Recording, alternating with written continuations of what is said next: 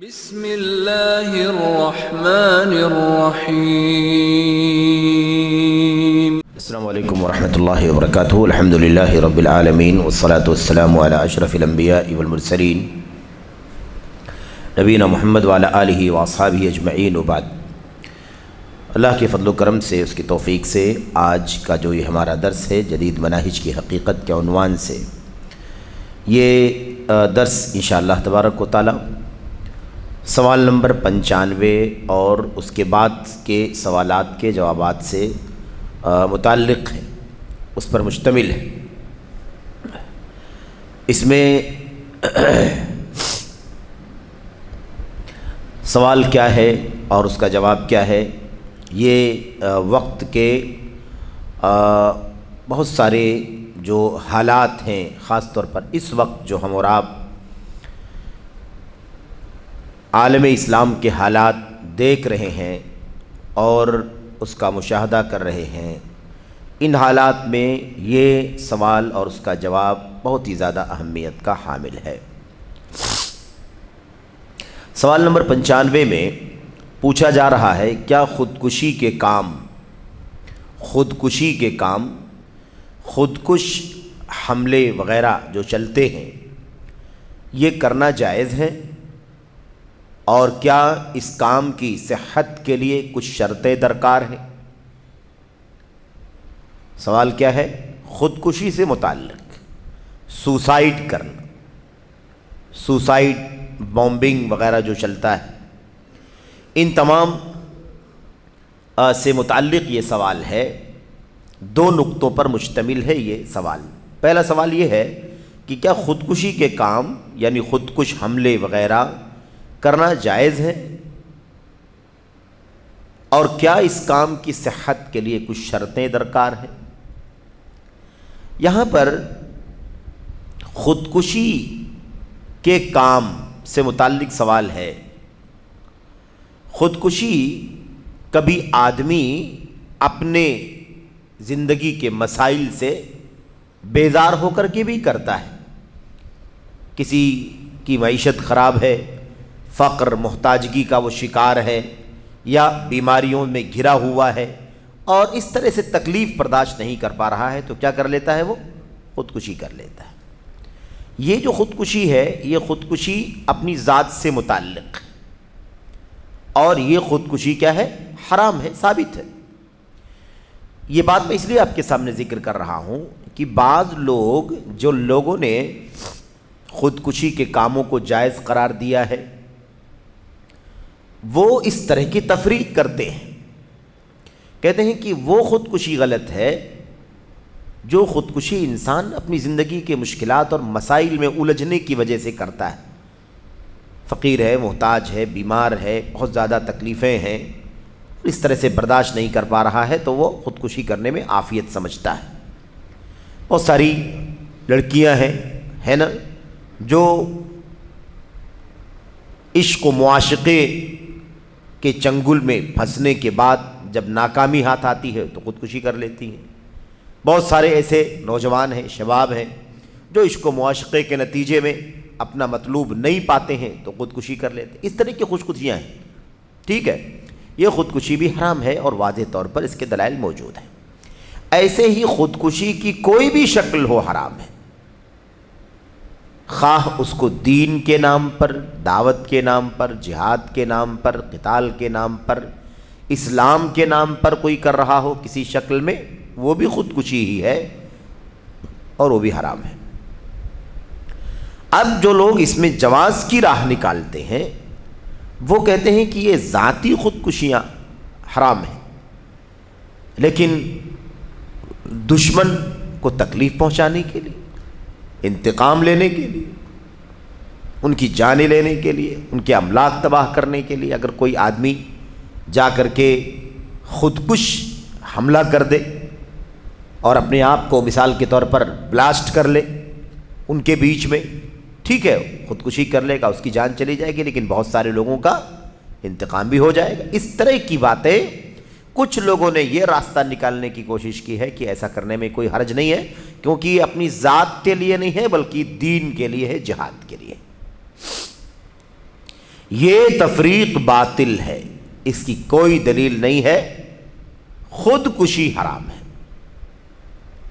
اگر اس کی کوئی اصل ہوتی تو کہیں نہ کہیں ضرور ہمیں کتاب و سنت کے دلائل میں اس کے کہیں نہ کہیں کچھ نہ کچھ اشارات ملتے، لیکن نہیں، ایسا کوئی راستہ میرے بھائیوں نہیں نکالا جا سکتا۔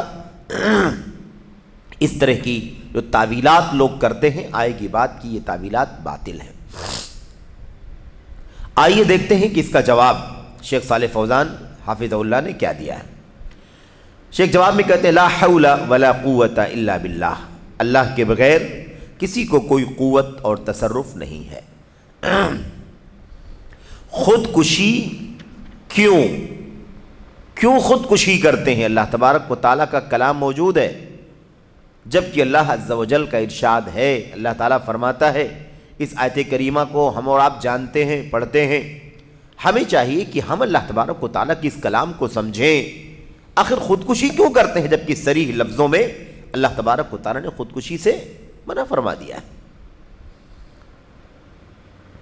اللہ تبارک و تعالیٰ فرماتا ہے کیا؟ وَلَا تَقْتُلُوا أَنفُسَكُمْ إِنَّ اللَّهَ كَانَ بِكُمْ رَحِيمًا وَمَنْ يَفْعَلْ ذَلِكَ عُدْوَانًا وَظُلْمًا فَسَوْفَ نُصْلِيهِ نَارًا وَكَانَ ذَلِكَ عَلَى اللَّهِ يَسِيرًا۔ سورۃ النساء کی آیت نمبر 29 سے 30 ہے۔ کہتے ہیں اس کا ترجمہ کیا ہے؟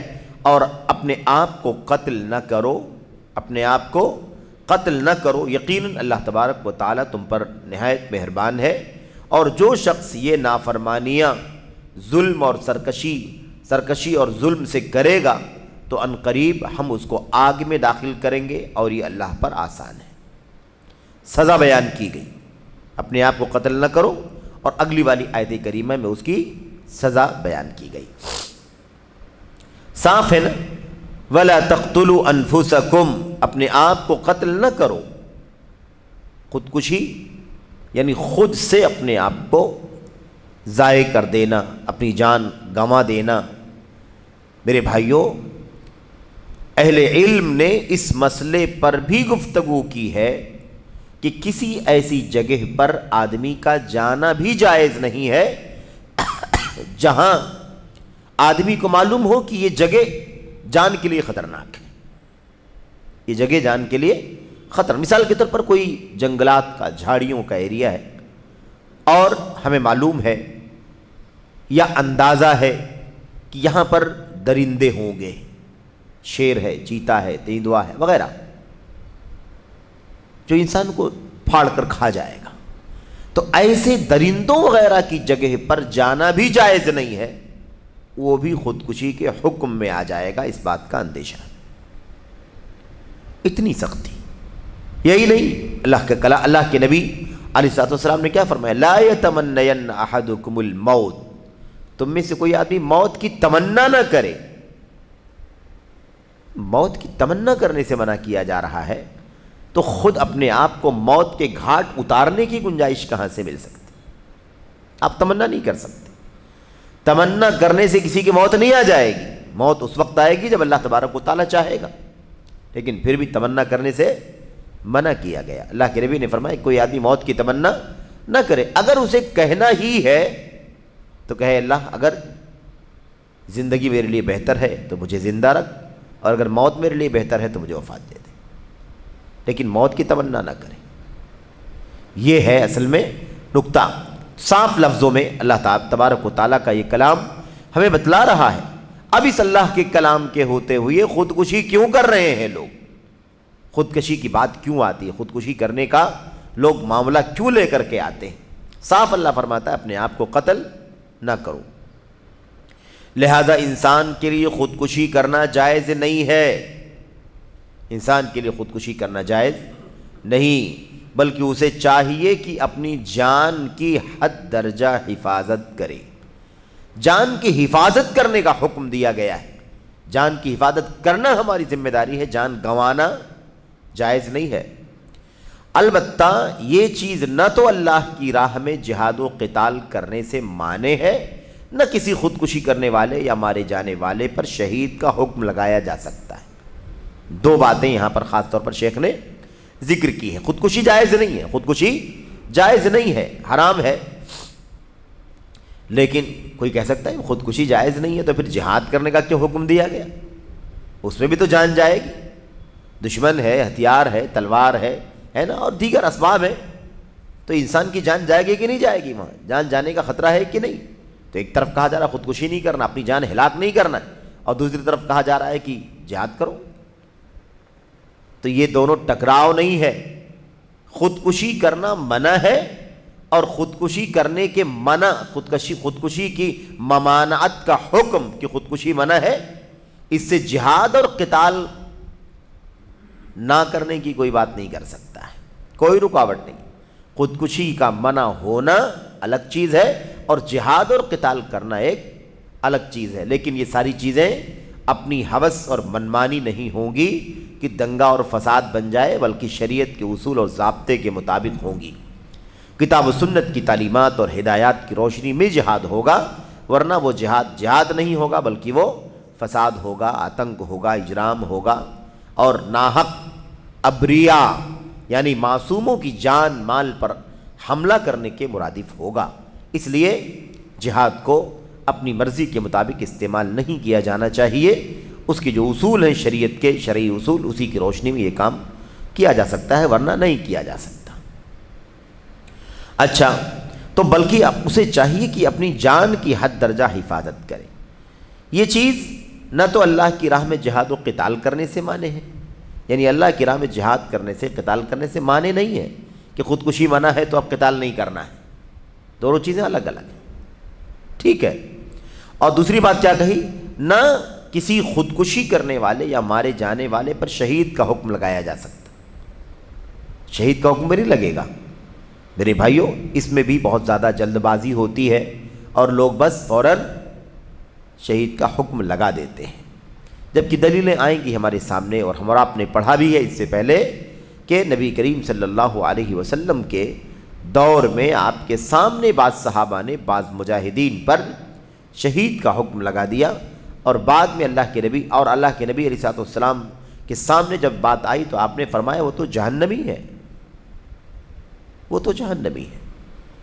تو آئے گی بات، تو خودکشی کرنے والے کا معاملہ صحابہ نہیں جانتے تھے، لیکن اللہ کے نبی علیہ الصلوۃ والسلام کوئی بات کہتے تھے تو وحی کی روشنی میں کہا کرتے تھے، اس لیے اللہ کے نبی علیہ الصلوۃ والسلام نے اگر کہا ہوا فی النار، اس کو صحابہ نے شہید سمجھا اور مجاہد سمجھا، اور اللہ کی راہ میں لڑ کر کے شہید ہونے والے کا مقام جنت ہے، یہ ساری چیزیں صحابہ کرام نے محسوس کر لیا، لیکن اللہ کے نبی صلی اللہ علیہ وسلم کے سامنے بات آئی تو آپ نے فرمایا وہ جہنمی ہے۔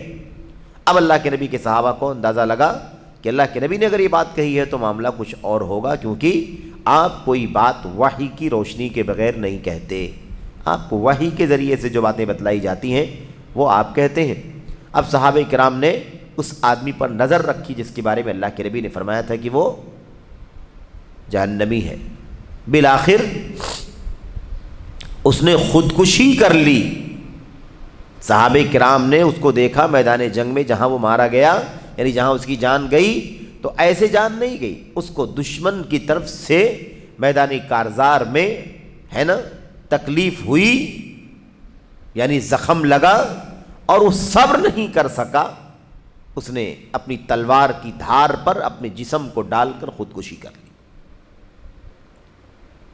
تب صحابہ نے کہا کہ یہ بات تھی جس کی وجہ سے اللہ کے نبی علیہ الصلوۃ والسلام نے اس کے بارے میں فرمایا تھا ہوا فی النار، یہ جہنمی ہے۔ تو خودکشی کرنے والا ہمیشہ کے لیے جہنمی نہیں ہوتا، لیکن کبیرہ گناہ ہے، اس کی سزا اسے ملے گی۔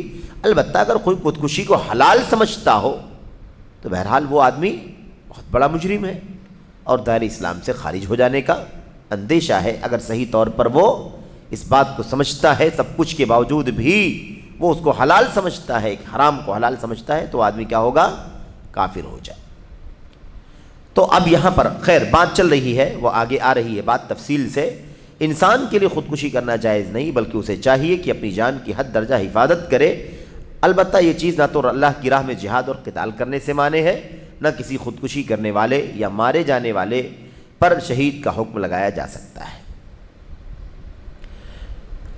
نبی کریم صلی اللہ علیہ وسلم کی وہ حدیث آگے آ رہی ہے نبی کریم صلی اللہ علیہ وسلم کی وہ حدیث آگے آ رہی ہے۔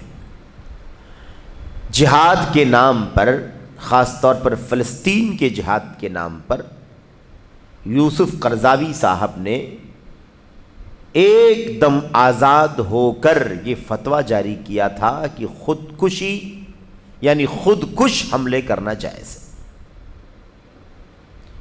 پوری صراحت کے ساتھ کہ لوگ پوچھ رہے ہیں کہ کیا مطلب خودکش حملہ کیا جا سکتا ہے، اپنے آپ کو بلاسٹ کیا جا سکتا ہے دشمنوں کے بیچ میں جا کر کے۔ بعض لوگ اس کو خودکشی سمجھتے ہیں اور اس کو ناجائز سمجھتے ہیں۔ یہ ایسا نہیں ہے، بلکہ اعظم الجہاد فی سبیل اللہ، اللہ تبارک و تعالیٰ کی راہ میں سب سے بڑا جہاد ہے۔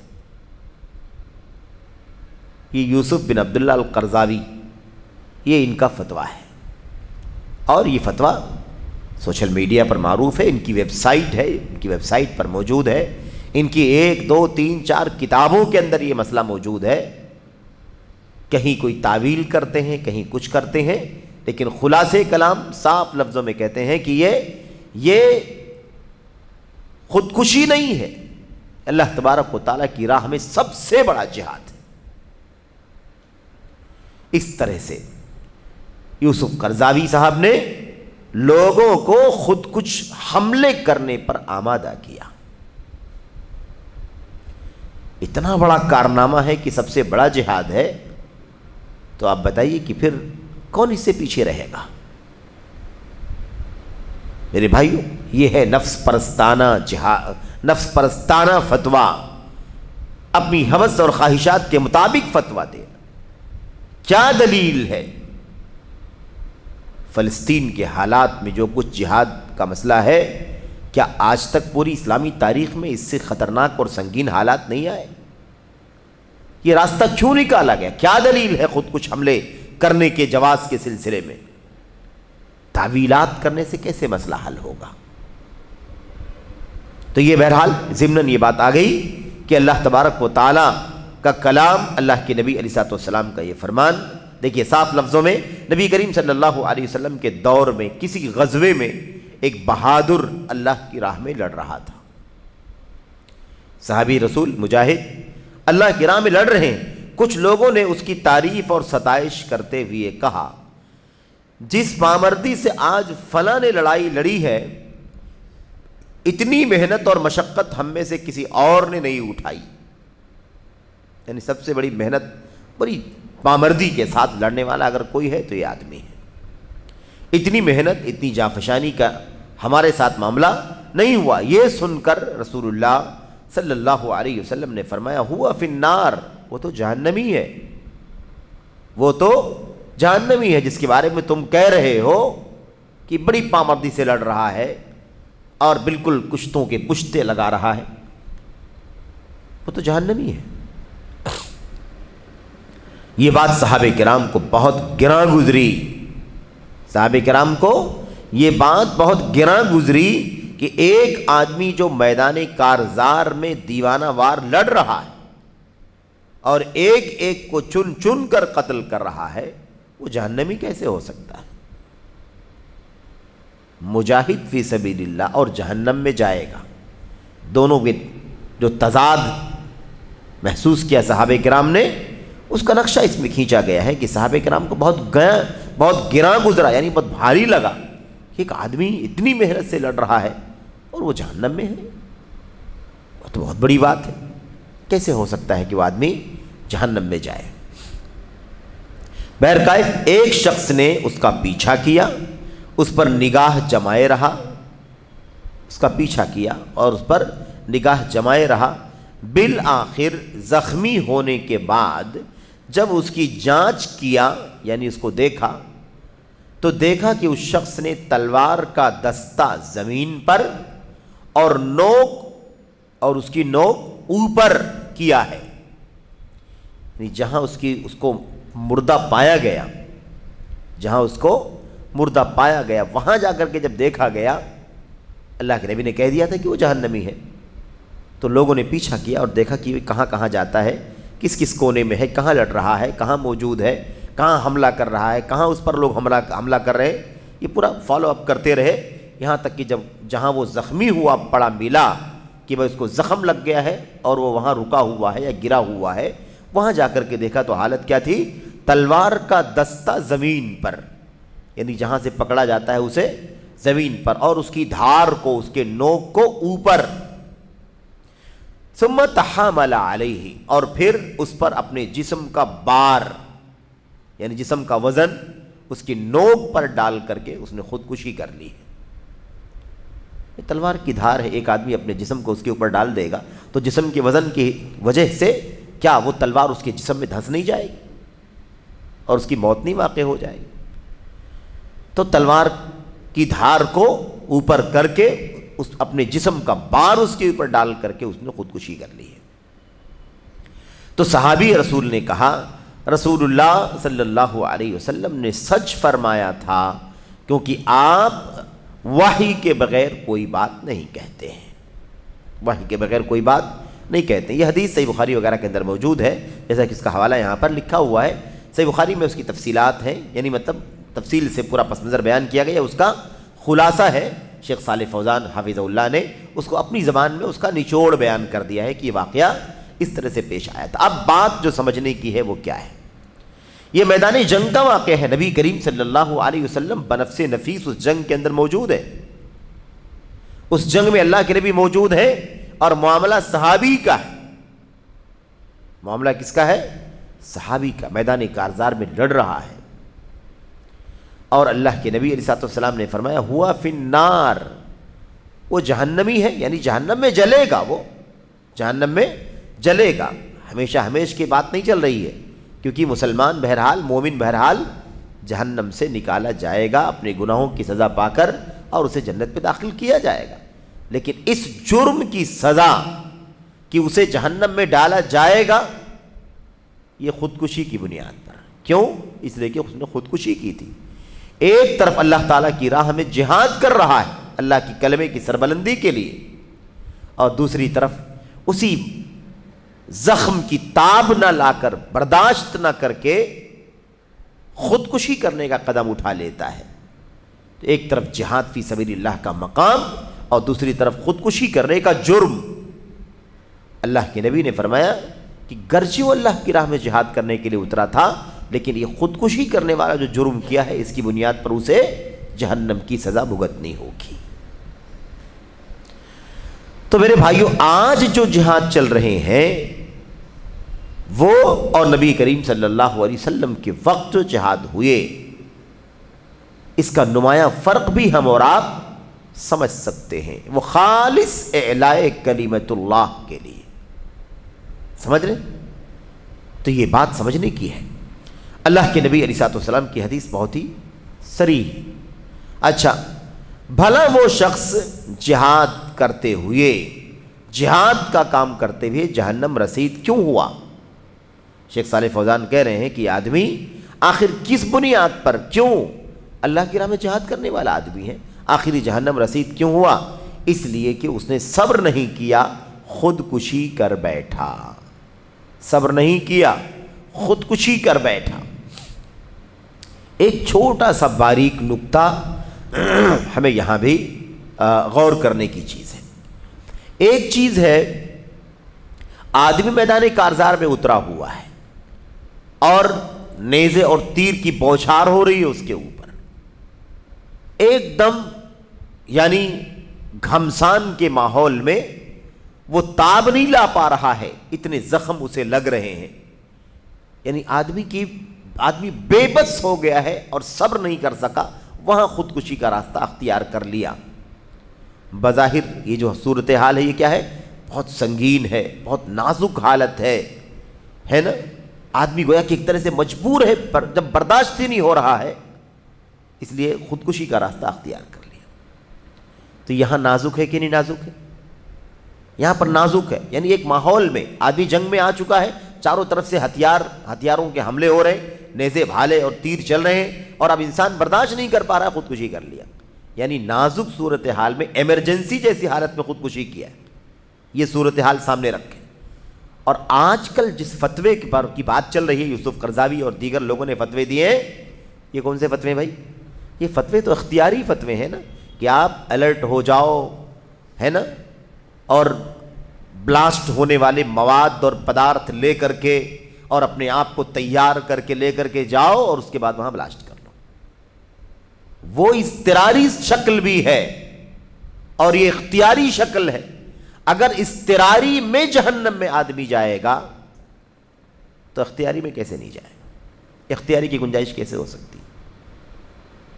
اب آدمی پہلے سے یہ تیار کیا جا رہا ہے کہ کوئی حرج کی بات نہیں، یہ جہاد ہے، بہت بڑا جہاد ہے، اعظم الجہاد فی سبیل اللہ۔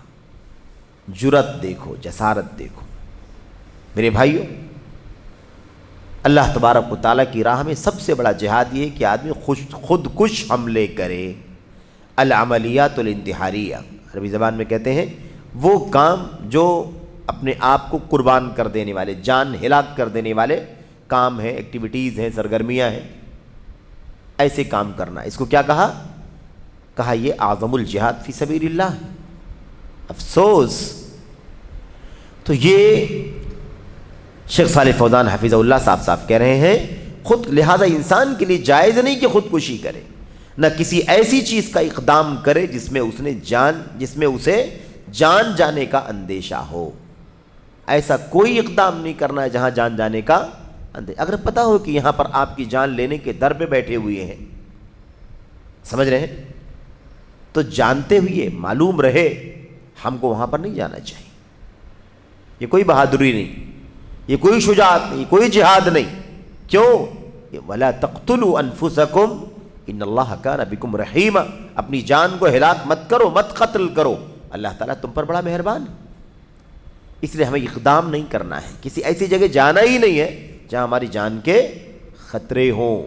فی ارض مسبعہ، درندوں والی جگہ میں بھی نہیں جانا ہے، جنگل ہے، جھاڑی ہے، اندیشہ ہے کہ یہاں پر وائلڈز رہتے ہیں، خطرہ ہے کہ چیٹ پاڑ کے کھا لیں گے، نہیں جانا ہے ہم کو وہاں پر۔ اس طرح جان کی حفاظت کا حکم دیا گیا ہے۔ اب یہ تفریق کرنا کہ یہ خودکشی اپنی ذات کے لیے ہے، وہ خودکش حملے دین کے لیے، یہ تفریق بے دلیل ہے۔ دین کے نام پر خودکش حملے کرنے کی دلیل کہاں ہے؟ کہاں ہے؟ دین کے لیے، اللہ کے لیے، جہاد کے لیے، توحید کی اس طرح کی باتیں کرنا یہ کیا ہے؟ جذباتیت کی باتیں کرنا ہے۔ ایسا کوئی اقدام کسی دلیل سے ثابت نہیں ہوتا۔ اچھا، آگے کیا کہتے ہیں؟ کہتے ہیں اس کی جان جانے کا اندیشہ، اس کو وہاں پر اقدام نہیں کرنا ہے، وہاں جانے کا اقدام نہیں، یعنی بڑھنا، اس طرف نہیں جانا چاہیے، اسے اپنے آپ کو بچنا چاہیے، سوائے اس کے جب وہ حاکم وقت کے ساتھ حالت جہاد میں ہو۔ حاکم وقت کے جھنڈے تلے جہاد کی راہ میں نکلا ہے اللہ کے کلمے کی سربلندی کے لیے، تو اب چاہے شہید ہو جائے یا مال غنیمت لے کر کے غازی بن کر کے واپس آ جائے، یہ الگ چیز ہے، کیونکہ جب میدان کارزار میں نکلا ہے تو جان جا بھی سکتی ہے، شہید بھی ہو سکتا ہے اور غازی بن کر کے واپس بھی آ سکتا ہے، دونوں ممکن ہے۔ تو حاکم وقت کے ساتھ جہاد کرنے کے لیے جائے، اس میں کوئی حرج نہیں ہے، وہاں شہید ہوگا، کوئی مسئلہ نہیں ہے، لیکن خودکش حملے کرنا، خودکشی کرنا یہ درست نہیں ہے۔ اور کیا کہا؟ اور حاکم وقت کے ساتھ حالت جہاد میں ہو اور اپنے آپ کو قتل کے لیے پیش کیے جانے کے فساد پر خودکشی کی مصلحت راجح ہو۔ اپنے آپ کو قتل کے لیے پیش کیے جانے کے فساد، اپنے آپ کو قتل کیے جانے، یعنی کیا مطلب؟ دو صورتحال ہے۔ ایک صورتحال ہے کہ آدمی خودکشی کرے، ایک صورتحال ہے کہ دشمن کے، اپنے آپ کو دشمن کے حوالے کر دے کہ مجھے قتل کر دیں، اپنے آپ کو دشمن کے پاس قتل کے لیے پیش کیے جانے کا فساد، اور دوسری طرف خودکشی کا جرم۔ دونوں برے ہیں کہ نہیں برے ہیں؟ لیکن اپنے آپ کو دشمن کے حوالے کر دیا جانا کہ وہ ہمیں قتل کر دیں بہت خطرناک ہے، نہ جانے کیا سلوک کریں گے ہمارے ساتھ میں۔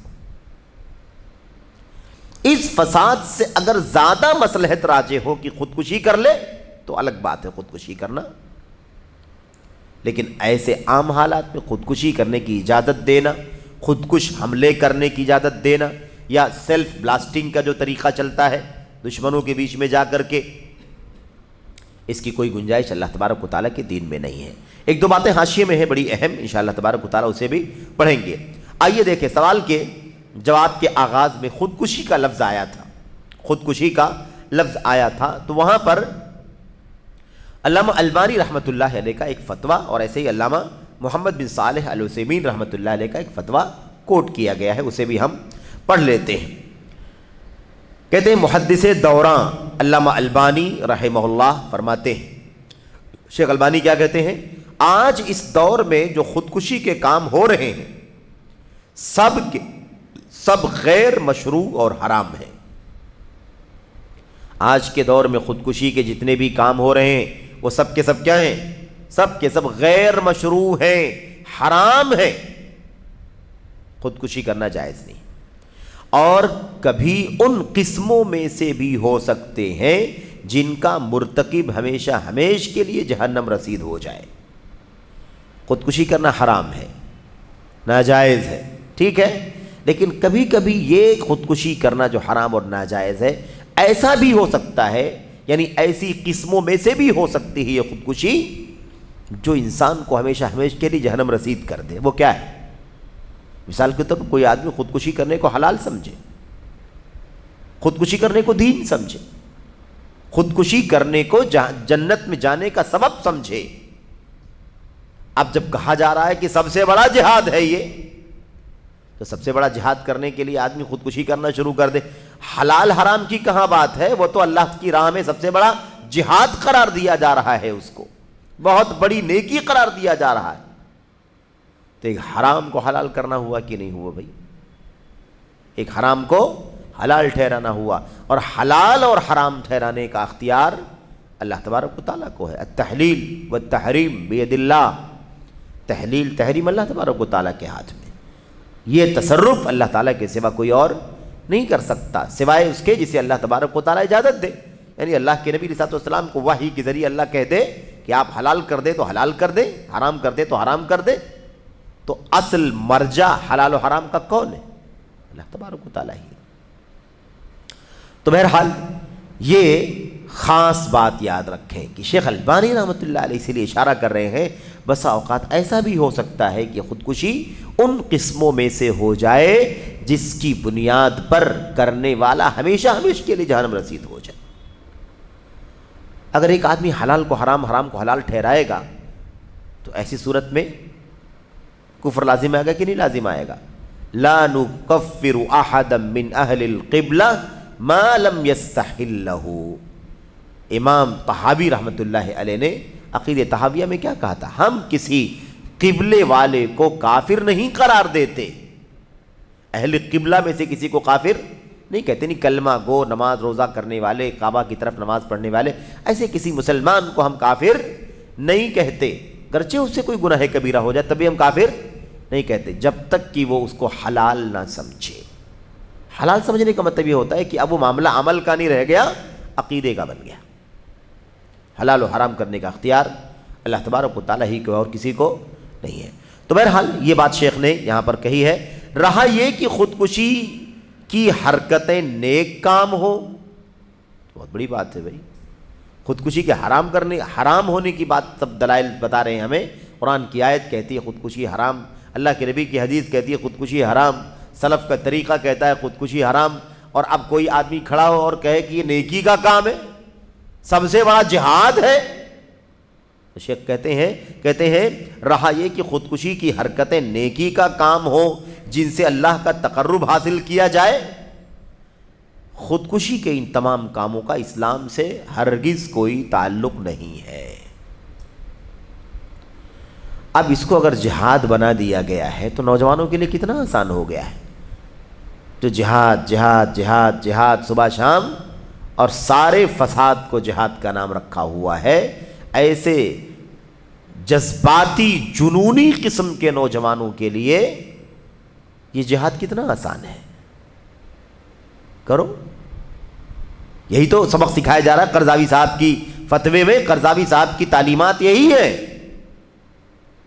یہ خودکشی جس کو کہہ کر کے حرام کیا جا رہا ہے یہ اعظم الجہاد فی سبیل اللہ، یہ اللہ کی راہ میں سب سے بڑا جہاد ہے. استغفر اللہ. یہ راستہ دکھایا ہے خودکش حملوں کا، ہے نا، ڈاکٹر یوسف قرضاوی صاحب نے. یہ ہو گیا فتویٰ شیخ صالح بن فوزان، شیخ علامہ البانی رحمۃ اللہ علیہ کا. شیخ صالح محمد بن صالح العثیمین رحمہ اللہ فرماتے ہیں بعض لوگ جو اپنی جان گنوانے کا کام کرتے ہیں، بعض لوگ جو اپنی جان گنوانے کا کام کرتے ہیں اس طور پر کہ اپنے ساتھ بلاسٹ ہونے والے آلات لے کر کافروں میں جاتے ہیں، اس طور پر کہ اپنے ساتھ میں بلاسٹ کرنے والے آلات یعنی سامان لے کر کافروں میں جاتے ہیں ان کے درمیان جا کر اسے بلاسٹ کر دیتے ہیں. ان کے درمیان جا کر اسے یعنی کیا کرتے ہیں؟ تفجیر، بلاسٹ کر دیتے ہیں. یہ سراسر خودکشی ہے، یہ سراسر خودکشی ہے. اللہ تبارک و تعالی پناہ عطا فرمائے، یعنی اللہ کی پناہ چاہتے ہیں اس کام سے. تو شیخ ابن عثیمین فرماتے ہیں کہ سراسر خودکشی ہے یہ کام. اور ڈاکٹر یوسف قرضاوی کہتے ہیں کہ اعظم الجہاد فی سبیل اللہ، اللہ کی راہ میں سب سے بڑا جہاد ہے. استغفر اللہ. ٹھیک ہے، یہ فتوی باتیں کہاں ہیں؟ الفتاوی المہمہ فی تبصیر الامہ، فتوے سے متعلق اس کتاب کے اندر یہ فتاوے موجود ہیں. اس کے بعد ایک بات اور بھی اخیر میں آپ کے سامنے پیش کرنی ہے، وہ ہے ایک حدیث نبی کریم صلی اللہ علیہ وسلم کی. نہیں یہاں پر نہیں، وہ بات تو آگے آ رہی ہے اگلے سوال میں، وہاں پر وہ حدیث آئے گی. یعنی اس حدیث کی ذکر کرنے کا مقصد یہ ہے کہ اس حدیث سے اس قسم کے نظریات رکھنے والوں نے استدلال کیا ہے. تو اس حدیث کی کیا حقیقت ہے، اس کا معنی صحیح کیا ہے، اور اس کا کیا معنی لیا جا رہا ہے، یہ ساری باتیں انشاءاللہ تبارک و تعالی آئیں گی. اچھا، اس کے بعد اس سوال کے جواب کے اخیر میں جو جس حدیث کا ذکر کیا گیا ہے، یعنی خودکشی والا واقعہ جو بیان کیا گیا ہے، اس خودکشی والے واقعے کے بارے میں کہتے ہیں یہ حدیث بخاری میں ہے، حدیث نمبر 2742 اور 3966. یہ 2 نمبر حدیث صحیح بخاری کے دیے گئے ہیں. ان دونوں جگہوں پر یہ روایت موجود ہے. اسی کا خلاصہ شیخ صالح بن فوزان حافظہ اللہ نے یہاں پر پیش کیا ہے. تو یہ اس سلسلے کا ایک سوال تو ہو گیا. اس سلسلے کا ایک دوسرا سوال بھی ہمارے سامنے ہے، بالکل اسی مسئلے سے متعلق. سوال نمبر 96 کیا پوچھا جا رہا ہے؟ دیکھیں، کیا کافر ممالک کی سرکاری فیکٹریوں میں خفیہ قتل اور بم بلاسٹ وغیرہ کرنا ناگزیر یعنی ضروری اور جہاد کا کام ہے؟ ایک دم صراحت کے ساتھ آج کل کے دور میں یہ مسائل کتنے زیادہ پھیلے ہوئے ہیں، اتنا عام ہے یہ مسئلہ، اور خاص طور پر تھوڑے سے حالات کشیدہ ہو جائیں تو یہ سارے راستے اختیار کر لیے جاتے ہیں، جہاد کے نام پر. سوال شیخ سے پوچھا جا رہا ہے کیا کافر ممالک کی سرکاری فیکٹریوں میں خفیہ قتل یعنی کیا مطلب؟ کسی کے گھات میں لگے رہنا اور موقع دیکھ کر کے اسے قتل کر دینا، اور بم بلاسٹ وغیرہ کرنا ناگزیر اور جہاد کا کام ہے، یعنی ضروری کام ہے اور جہاد کا کام ہے. کتنا اہم سوال ہے میرے بھائیوں. کس چیز کو جہاد بنا لیا گیا؟ منمانی ہر چیز کو اپنی ہوس اور خواہشات کے مطابق ڈھالنا اور اسے نیکی کا کام، جہاد کا کام بنا لینا. نوجوانوں کو اسی قسم کی چیزوں میں الجھا کر کے رکھ دیا گیا ہے. یہ ہے اس کا سوال. جواب میں شیخ صالح فوزان کہتے ہیں خفیہ قتل، غارت گری، خفیہ قتل یعنی پوشیدہ، چوری چھپے، اچانک موقع دیکھ کر کے، ہے نا، کسی کے تاک میں رہ کر کے اس کو قتل کر دینے کی کوشش کرنا، یہ غارت گری یعنی جان لینا. غارت گری کا مطلب جان لینا. غارت گری ہے اور تخریب کاری کا عمل ہے، یعنی فساد پھیلانے کا کام ہے. ٹھیک ہے نا؟ خفیہ قتل اور غارت گری، خفیہ قتل اور غارت گری تخریب کاری ناجائز عمل ہے، یہ عمل جائز نہیں ہے۔ آدمی سمجھتا ہے کہ میں نے میدان سر کر لیا، بہت بڑا کارنامہ انجام دے دیا، میں نے راستے سے روڑا ہٹا دیا میں نے، لیکن وہ یہ نہیں سمجھتا ہے کہ اس اقدام کا انجام کیا ہوگا، ایک جان کے بدلے میں کتنی جانیں ضائع ہوں گی۔ تو یہ جہاد نہیں ہے۔ ایسے کوئی یہاں کرے گا تو کوئی وہاں کرے گا، تو کوئی ایک کرے گا، کوئی اس کے بدلے میں 10 جان لے لے گا، کوئی 10 کے بدلے میں 100 جان لے لے گا۔ یہ تو اوس و خزرج کی تاریخی جنگ چھڑ جائے گی، امن و امان غارت ہو جائے گا۔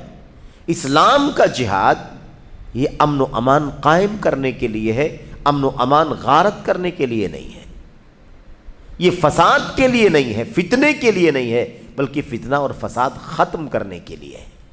اس لیے اسلامی جہاد کی جو نوعیت ہے اور اس کا جو مزاج ہے اور اس کی جو تعلیمات ہیں، ہدایات ہیں، وہ الگ ہیں، اور اس قسم کے اقدامات کو جو جہاد کا نام دیا جا رہا ہے یہ ہر طرح سے اسلام اور مسلمانوں کے لیے اور انسانیت کے لیے خطرناک ہے۔ دیکھیں، خفیہ قتل، غارت گری اور تخریب کاری ناجائز عمل ہے، یہ مسلمانوں کے حق میں شر و فساد، قتل و خوریزی اور جلا وطنی کا پیش خیمہ ہے۔ یعنی کیا مطلب؟ اس کا انجام کیا ہوگا؟ اس کا انجام یہ ہوگا کہ شر فساد پھیلے گا، قتل اور خوریزی عام ہو جائے گی، جہاں دیکھو وہاں لوگ کسی مسلمان کی جان لینے کی کوشش کرتے رہیں گے۔ اور کیا ہے؟ جلا وطنی، یعنی شہر سے، ملک سے، وطن سے باہر نکالنے کا نتیجہ۔ اس کا نتیجہ کیا ہوگا؟ جلا وطنی کی شکل میں بھی آئے گا، لوگ جہاں پائیں گے وہاں ماریں گے، جہاں پائیں گے وہاں قتل کریں گے، جان مال آبرو کی کوئی ضمانت نہیں ہوگی، بلکہ آپ کو آپ کے شہر سے باہر نکالا جائے گا۔ آپ کو دشمن کیا کہے گا؟ ایسے ایسے اقدام کرتے ہو، تم کو ملک اور وطن میں رہنے کا حق نہیں پہنچتا۔ اس لیے یہ کیا ہے؟ ناجائز عمل ہے، یہ مسلمانوں کے حق میں شر و فساد، قتل و غارت گری اور جلاوطنی کا پیش خیمہ۔ مشروع یہ ہے، یعنی شریعت میں ہمیں کیا کرنا چاہیے وہ بیان کر رہے ہیں، کہ مشروع یہ ہے کہ اگر مسلمانوں کے پاس فوجوں کی تیاری اور کافروں سے لڑنے کی طاقت و قوت ہو تو اللہ کی راہ میں ان کے ساتھ جہاد کیا جائے اور معرکوں میں دو بدو ان کا مقابلہ کیا جائے۔ سمجھ رہے ہیں؟ یہ جہاد ہے، یہ جہاد نہیں ہے جو کیا جا رہا ہے۔ اب ہم امن و امان سے ملک میں، وطن میں رہتے ہیں، مسلمان رہتا بستا ہے، اور یہاں پر کچھ لوگ ایسا اقدام کریں کہ خفیہ کسی کو قتل کر دیں، یا مثال کے طور پر خودکش حملے کر کے کسی کو نقصان پہنچا دیں، اور اس کو سمجھیں کہ یہ جہاد ہے، تو اس کا جہاد سے کوئی تعلق نہیں ہے، اس کا جہاد سے کوئی لینا دینا نہیں ہے۔ بہت وضاحت کے ساتھ شیخ صالح فوزان نے یہ بات بیان فرمائی کہ اسلامی جہاد مسلم حاکم کے جھنڈے کے تحت ہوتا ہے اور اس کے حکم پر ہوتا ہے، اور اس کی شرائط ہیں، ضوابط ہیں، اصول ہیں اور قواعد ہیں، اور اس کے لیے بہت ساری ایسی شرطیں مطلوب ہیں۔ جب تک وہ شرطیں نہ پائی جائیں تب تک جہاد نہیں ہو سکتا۔ اس لیے جو کچھ جہاد کے نام پر یہ دہشت گردانہ تنظیمیں کر رہی ہیں یہ جہاد نہیں ہے۔ ابھی IS کا مسئلہ سب کے سروں کے سامنے ہے، سب کی آنکھوں کے سامنے۔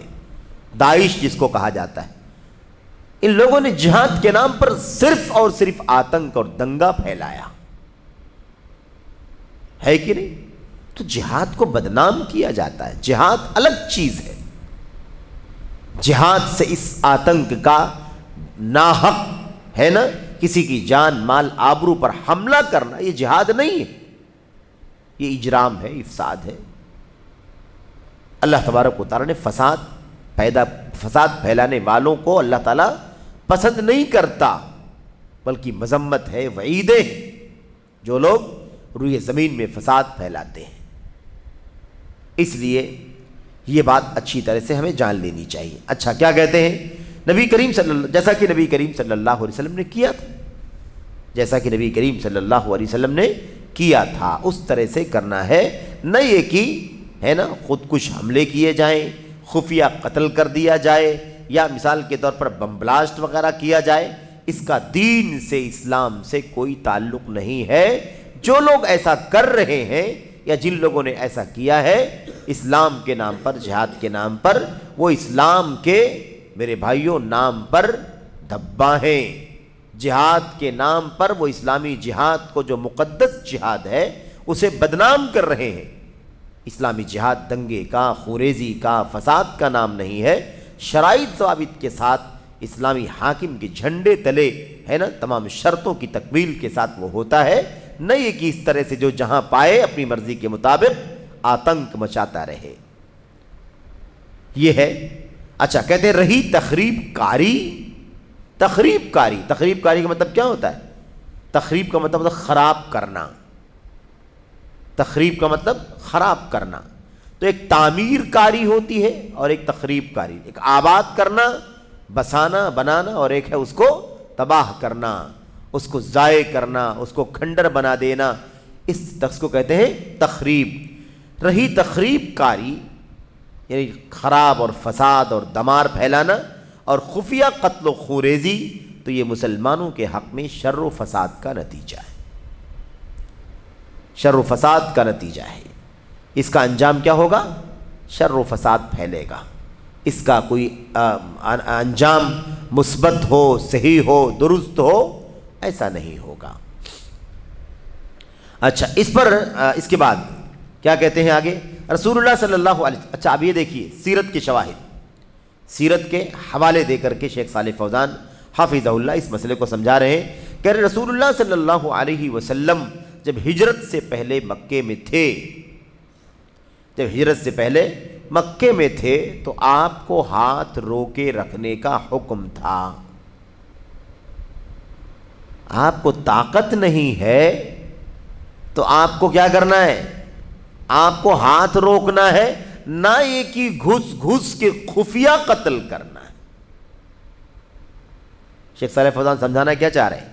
سمجھا رہے ہیں کہ سیرت کا مطالعہ کر کے دیکھو، مکی دور میں جب نبی کریم صلی اللہ علیہ وسلم ہجرت سے پہلے مکہ میں تھے تو آپ کو ہاتھ روکنے کا حکم دیا گیا تھا کہ بھائی آپ ہاتھ نہیں اٹھاؤ گے، کیونکہ ابھی طاقت نہیں، اسباب نہیں، وسائل نہیں، اس لیے اب ہاتھ روک کر کے رکھو۔ یہ نہیں کہا کہ تم سامنے مقابلے میں میدان کارزار میں نہیں آ سکتے ہو تو ان کے بیچ میں چوری چھپے گھس کر خفیہ قتل کرو، یہ جہاد کا راستہ اختیار کرو۔ اللہ کے نبی نے یہ راستہ بتلایا؟ اللہ تعالیٰ نے یہ راستہ بتلایا؟ نہیں بتلایا۔ اس لیے اگر وہ حالات ہوں جو جہاد کے لیے مطلوب ہیں تب تو ٹھیک ہے، ورنہ اور کوئی راستہ اختیار کرنا درست نہیں۔ ہاتھ روکنے کا حکم ہے صاف۔ اللہ نے فرمایا الم تر الی الذین قیل لهم کفوا ایدیکم واقیموا الصلاۃ وآتوا الزکاۃ۔ کیا تم نے انہیں نہیں دیکھا جنہیں حکم دیا گیا تھا کہ اپنے ہاتھوں کو روکے رکھو اور نماز پڑھتے رہو اور زکوٰۃ ادا کرتے رہو؟ جو ہو سکتا ہے وہ کرتے رہو، جو نہیں ہو سکتا ہے اب اس سے اپنے ہاتھ کو روکے رکھو۔ تو طاقت نہ ہو، حالات نہ ہو، آدمی کے پاس استطاعت نہ ہو، حیثیت نہ ہو، تو ایسی صورت میں خفیہ قتل کرنے، بلاسٹ کرنے وغیرہ کی اجازت نہیں ہے، بلکہ حکم رب کا کیا ہے؟ کفوا ایدیکم، اپنے ہاتھ کو روک رکھو۔ اپنے ہاتھوں کو روکنے کا حکم دیا گیا۔ اب جب اس طرح کی آیتیں پڑھی جائیں تو لوگ کہتے ہیں بزدلی کی دعوت دیتے ہیں۔ علماء بزدل ہیں، بزدل بناتے ہیں۔ قرآن کریم اگر اس بات کا حکم دیتا ہے کفوا ایدیکم، اپنے ہاتھوں کو روکے رکھو، تو کیا اللہ تبارک و تعالیٰ بزدلی کا حکم دے رہا ہے؟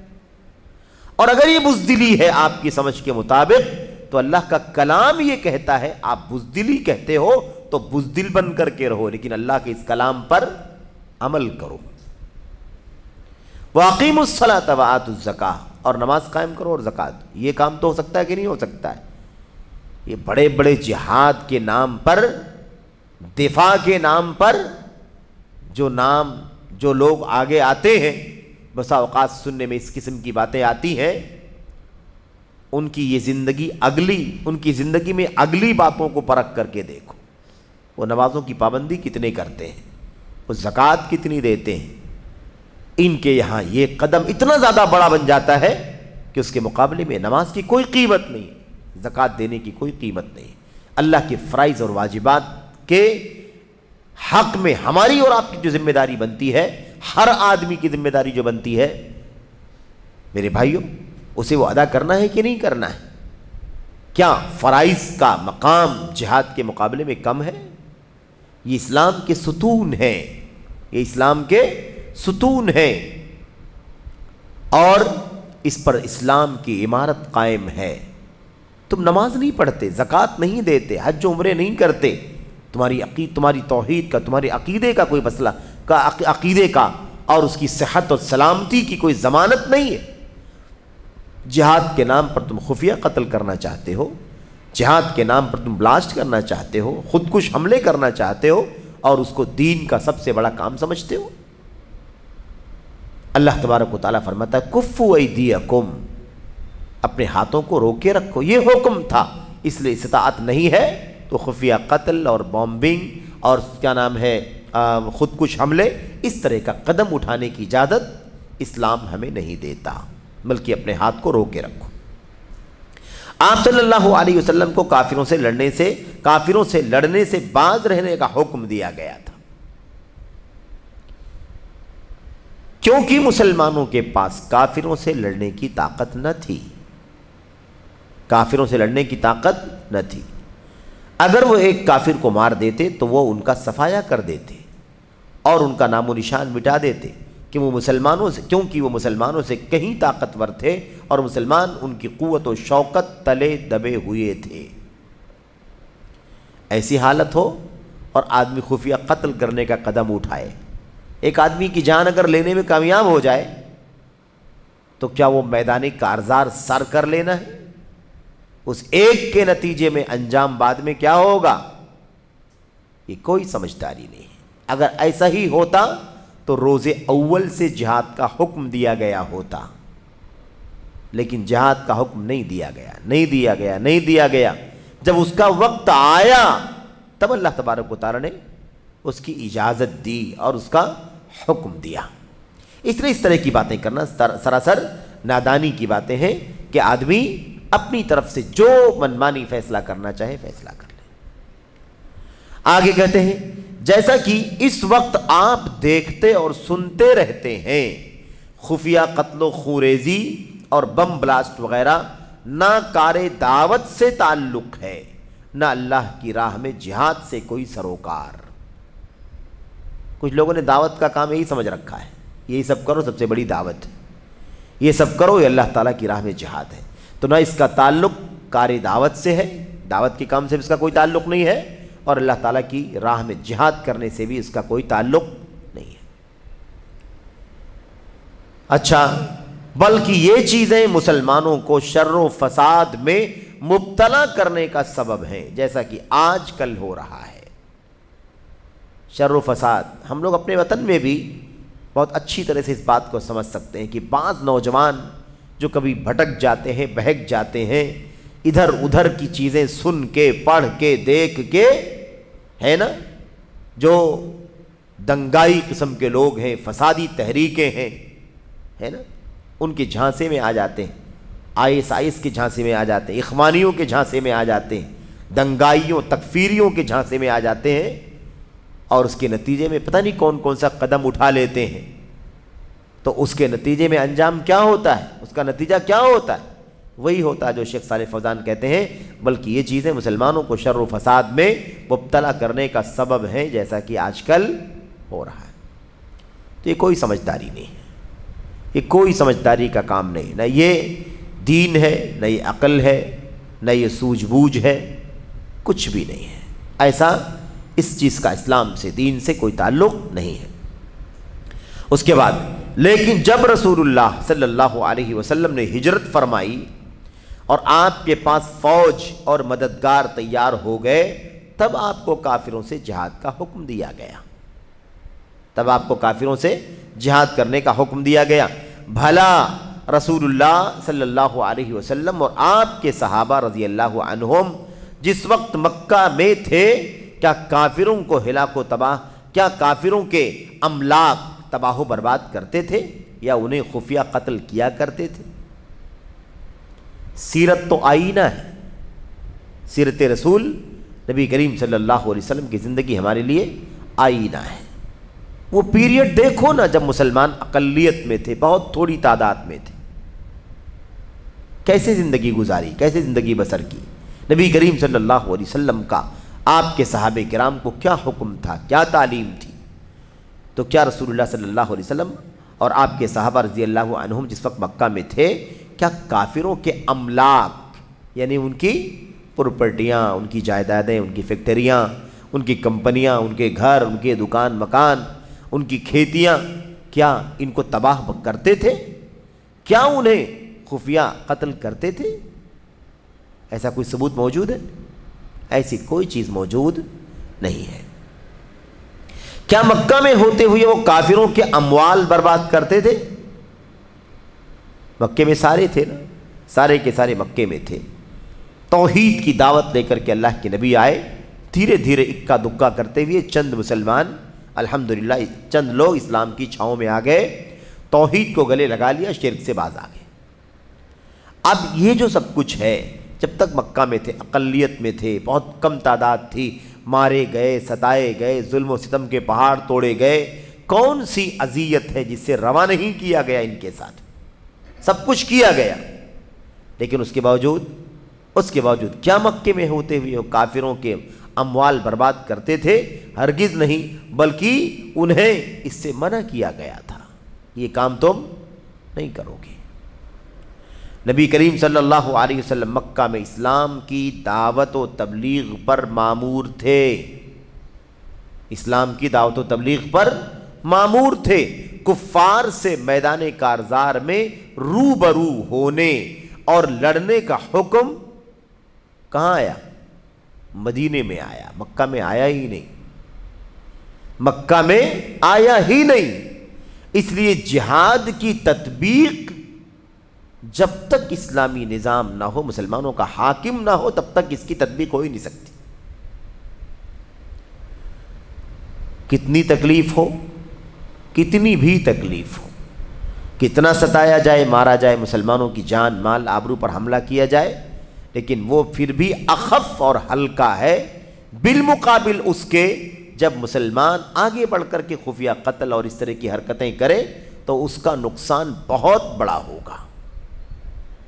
اسلام جلب المصالح اور درء المفاسد کے اصول پر چلتا ہے، مصلحتوں کو لانا چاہتا ہے اور فساد کو ختم کرنا چاہتا ہے۔ پوری مصلحت آ جائے، پورا فساد ختم ہو جائے، یہ اسلام چاہتا ہے۔ اگر یہ نہ ہو تو زیادہ سے زیادہ مصلحت آئے اور زیادہ سے زیادہ فساد کم ہو، یہ اسلام چاہتا ہے۔ اسی راستے پر چلنا ہے۔ پوری بھلائی نہیں آ سکتی ہے، تھوڑی بھلائی آئے، پورا فساد ختم نہیں ہو سکتا ہے، تھوڑا ہی کمی آئے، لیکن اصول یہی رہے گا۔ کہیں فساد کا پہلو غالب ہو جائے مصلحت پر، خیر پر، ایسی کوئی بھی تعلیم اسلام نے ہمیں کبھی بھی نہیں دی اور دے بھی نہیں سکتا۔ کیوں؟ اسلام دین فطرت ہے، اللہ تبارک و تعالیٰ کی طرف سے اترا ہوا دین ہے۔ اللہ تبارک و تعالیٰ سے زیادہ حکمت کہاں تصور کی جا سکتی ہے؟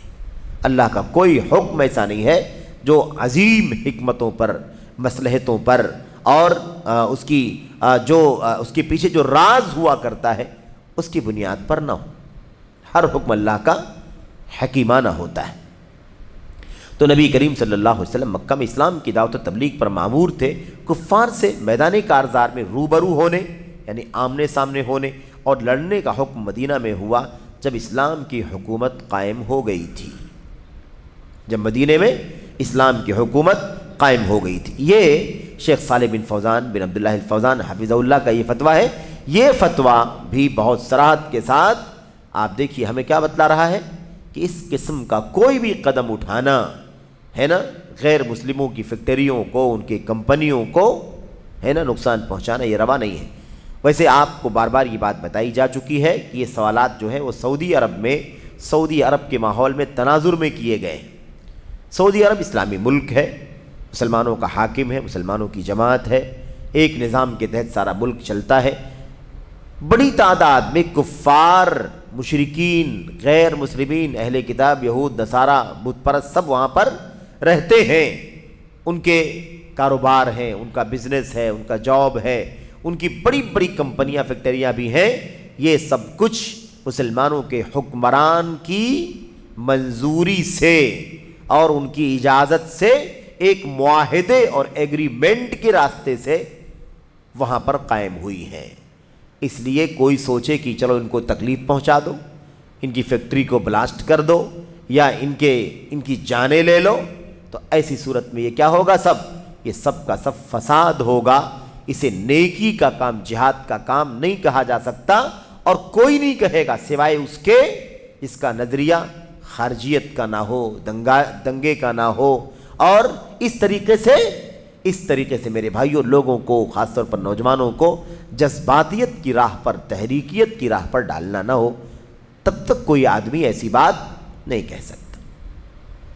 اچھا، تو یہ ہو گئی بات۔ اب یہاں پر یہ ہمارے سامنے یہ دو سوالات تھے، حالانکہ اگلا سوال بھی اسی سے کچھ متعلق ہے، لیکن وہ انشاءاللہ تبارک و تعالی ہم اگلے والے سیشن میں اسے پڑھیں گے اور اس کا جواب اور اس کی تفصیلات انشاءاللہ آپ کے سامنے آئیں گی۔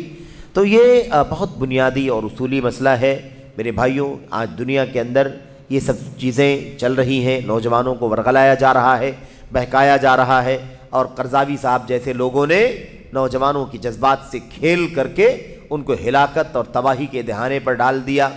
نہ جانے کتنوں کی جانیں چلی گئیں، نہ جانے کتنوں کی آبرو ضائع ہو گئے، نہ جانے کتنے مال تباہ ہو گئے، اس قسم کے میرے بھائیوں فتووں کے نتیجے میں۔ اس لیے اللہ سے دعا کریں کہ اللہ تبارک و تعالی ہمیں اور آپ کو مسائل کو صحیح دلائل اور بصیرت مند علماء کے فتاووں کی روشنی میں سمجھنے کی توفیق عطا فرمائے، اور اللہ تبارک و تعالی ہمیں اور آپ کو کوئی بھی ایسا قدم اٹھانے سے جس سے اسلام کو نقصان پہنچے، مسلمانوں کو نقصان پہنچے، یا اسلام بدنام ہو، اسلام داغدار ہو، اسلام کی چھوی اور اس کی شبیہ بگڑے، ایسا کوئی بھی کام کرنے سے اللہ تعالی ہم سب کو بچنے کی توفیق عطا فرمائے۔ اسلام کی سچی تعلیمات پر عمل کرنے سے اسلام کے محاسن، اسلام کی خوبیاں دوسروں تک پہنچتی ہیں، اور ان کے ساتھ میرے بھائیوں یہ احسان ہوتا ہے، ان کے ساتھ یہ رحم و کرم کا معاملہ ہوتا ہے کہ انہیں اسلام کی سچی تعلیمات پہنچائی جائیں، اور وہ اسلام کے بارے میں بہت ساری بدگمانیاں رکھتے ہیں، بہت کچھ غلط معلومات رکھتے ہیں۔ اس کی وجہ سے اسلام کو میرے بھائیوں دشمن کی نظر سے، مسلمانوں کو دشمن کی نظر سے دیکھتے ہیں۔ اگر صحیح معنوں اسلام کی تعلیمات کو برتا جائے اور مسلمان میرے بھائیوں سچ مچ اسلام کا علمبردار بن جائے اور اس کا نمائندہ بن جائے، تو انشاءاللہ تبارک و تعالی لوگوں کے لیے بہت بڑا خیر ہوگا، اور لوگ بہت کچھ امن اور عافیت کی سانس لے سکیں گے۔ لیکن اگر اس قسم کے دنگے اور فساد کی راہ دکھانے والے مفتیوں اور ان کی تصریحات اور ان کی تعلیمات کے پیچھے اگر نوجوان چلنے لگے یا مسلمان چلنے لگے، تو ایسی صورت میں انجام کیا ہوگا؟ انجام یہ ہوگا کہ لوگوں کی ناحق جانیں جائیں گی، اسلام کی شبیہ بگڑے گی، اور شر و فساد کا ایک نا بند ہونے والا دروازہ کھل جائے گا، جس کی اسلام ہرگز اجازت نہیں دیتا ہے۔ اللہ تعالی ہم سب کو سمجھنے کی اور عمل کرنے کی توفیق عطا فرمائے، آمین یا رب العالمین۔ وصلی اللہ وسلم وبارک علی نبینا محمد وعلی آلہ وصحبہ اجمعین۔ والسلام علیکم ورحمۃ اللہ وبرکاتہ۔